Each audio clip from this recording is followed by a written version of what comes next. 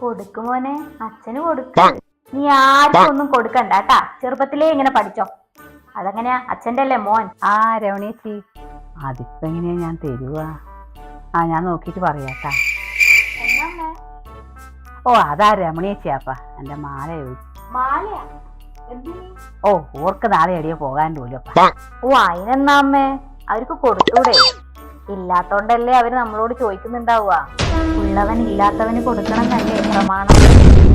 കൊടുക്കല്ലേ? വിളിക്ക്, ഇപ്പൊ തന്നെ വിളിക്ക്, വേഗം വിളിക്ക്. രമണേച്ചി എന്നാ പോര് കേട്ടാ, മാല തരാ. ഈ വീട്ടിലെല്ലാം കണക്കന്നെ, ആർക്കും ഒന്നും കൊടുക്കൂല. രമണീച്ചി, അമ്മേ. അല്ല രമണേച്ചി, നിങ്ങളെ ആളെ കേട്ടേക്ക് അത് പോയി. നാളെ ഒന്ന് കൊട്ടിയൂര് പോവാനുണ്ട്.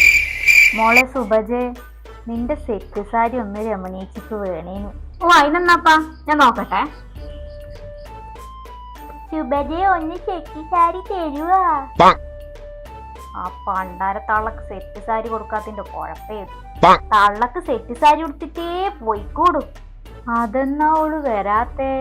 സാരി കിട്ടിയില്ലേ? സുജയ സാരി കിട്ടിയില്ലേ? ഓ ഇതേ വരുന്നമ്മേ.